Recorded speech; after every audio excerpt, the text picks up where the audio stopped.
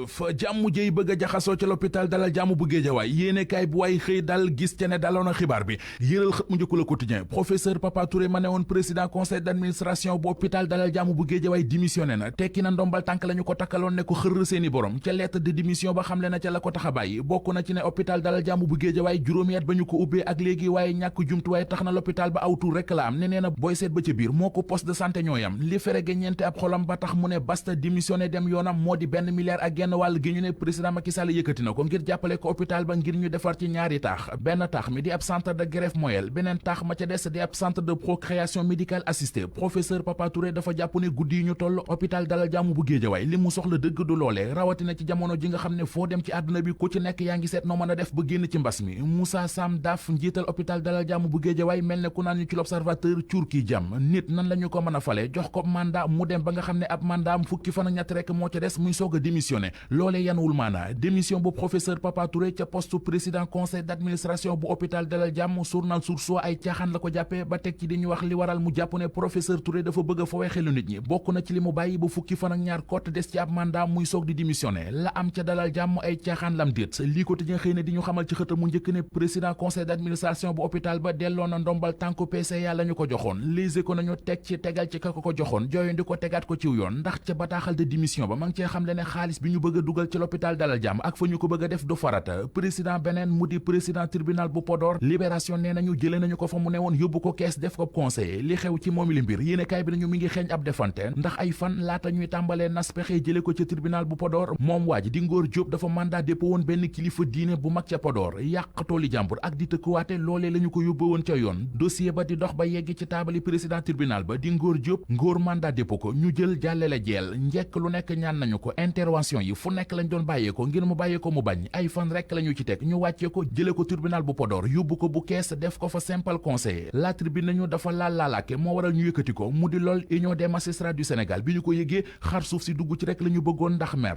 magistrat yi réew mi lii quotidien mi ngi ñuy wax ne xàll nañu yoon wi nga xam ne jàpp nañu ne bu ñu ca jaaree dinañu mën a def seenub liggéey ci kaw indépendance bu mat sëkk cib élection bu ñu doon amal ci seen biir démb fa la ñu tànnee Souleymane Teliko Aminata Fall Jean Paul Diop ak Abou Dieye ngir ñu teewal leen ci biir conseil supérieur de la magistrature fa la ñu xamlee dégg yu ñu bëgg a seppi ci tànku magistrature réew mi ngir di mën a def seenub liggéey ni mu waree ku war giléem ba wàcc ko wolof yi nee nañu loo warati dafay gàtt ubbi l'observateur diggante këru courant gi di Senelec ak compagnie d'électricité du Sénégal la ñu yéene kaay bi nañu coow am na ca coow la mi ngi tukkee ci borob ñeent fukki milliards ak juróom-ñaar bu ñu ne Senelec da koo yoreel compagnie d'électricité du Sénégal ci liggéeyub centrale électrique bu Bargny bi Source A dolli ñu ci ne centrale à charbon bu Bargny moo jox Senelec ñeenti téeméeri junniy mégawatt Senelec lànk ne du ko fay ba démb ci guddi nanguwuñu woon a fay bor bi li yóbbu bor bi ba mu yegg ci ñeent fukki milliards ak juróom-ñaar yéene kaay bi nañu moo di ci diggante octobre jàpp sulet 2019 Pape Demba bi tey njiital Senelec dafa waroon a fay fukki milliards ak juróom-ñaar fayu ko ci diggante novembre 2019 ba ci njeextal weeru sulet 2020 yeneen fanweeri milliards ñëw dollee ko ci bor bi te boobee ba léegi fayuñu ko leptoo faytoo Les Échos mi ngi ñuy wax ne moom Senelec coow li doxoon diggam ak Akilee ba taxoon ñu tegoon loxo ci ay comptam mujj nañoo teggi loxo ca compte ya tribunal du commerce jox na dëgg avocat yu Senelec yi ba santaane ak main levée ci ay comptam décompte bu yéeme moo nekk ci xët mu njëkk Vox Populi